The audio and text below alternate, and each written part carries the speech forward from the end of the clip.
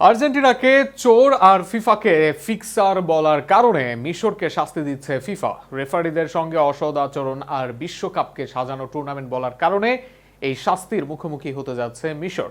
এ ব্যাপারে আরও থাকছে প্রতিবেদনে। 2026 বিশ্বকাপে আর্জেন্টিনার বিপক্ষে ম্যাচকে ঘিরে বিতর্কিত মন্তব্য ও আচরণের জেরে শাস্তির মুখে পড়তে যাচ্ছে মিশর। দেশটির coach Hossam Hassan, team manager Ibrahim Hasan এবং ফরওয়ার্ড মুস্তাফা জিকোর বিরুদ্ধে আনুষ্ঠানিক শৃঙ্খলা ভঙ্গের প্রক্রিয়া শুরু করেছে ফিফা।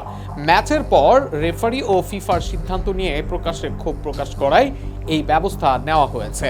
বিশ্বকাপে আর্জেন্টিনার বিপক্ষে ম্যাচে দারুণ শুরু করেছিল মিশর। ইয়াসির ইব্রাহিম ও মোস্তফা জিকোর গোলে একসময় 2-0 ব্যবধানে এগিয়ে যায় তারা। আর্জেন্টিনাকে বড় ধাক্কা দেওয়ার স্বপ্ন দেখেছিল আফ্রিকার দলটি, কিন্তু ম্যাচের শেষ দিকে নাটকীয়ভাবে ঘুরে দাঁড়ায় Argentina. Cristian Romero, Lionel Messi ও এনজো ফার্নান্ডেজের গোলে শেষ পর্যন্ত জয় তুলে নেয় লিওনেল স্ক্যালোনির দল। ম্যাচের পর থেকে ক্ষোভে ফুঁসতে থাকে মিশর। তাদের অভিযোগ, মিশরের একটি গোল ফাউলের কারণে বাতিল করা হলেও আর্জেন্টিনার সমতাসূচক গোলের সময়ও ফাউল হয়েছিল, কিন্তু সেই ঘটনায় একই ধরনের সিদ্ধান্ত নেওয়া হয়নি। এ নিয়ে রেফারি ফ্রাসোয়া লেতেস্কিয়ারের সিদ্ধান্ত নিয়ে তীব্র প্রশ্ন তোলে মিশর।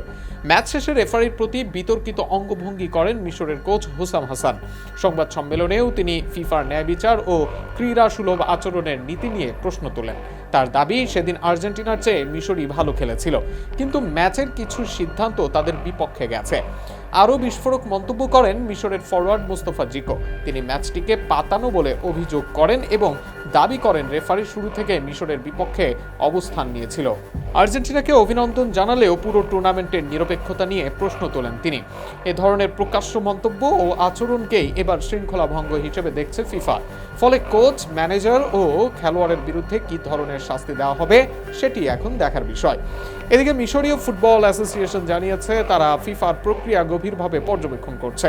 নির্ধারিত সময়ের মধ্যে আনুষ্ঠানিক জবাব ও আইনি স্মারক দাখিল করা হবে বলেও জানিয়েছে তারা। পাশাপাশি অভিযুক্তদের পাশে থাকার এবং মিশরীয় ফুটবলের স্বার্থ রক্ষায় প্রয়োজনীয় পদক্ষেপ নেওয়ার কথা জানিয়েছে দেশটির ফেডারেশন।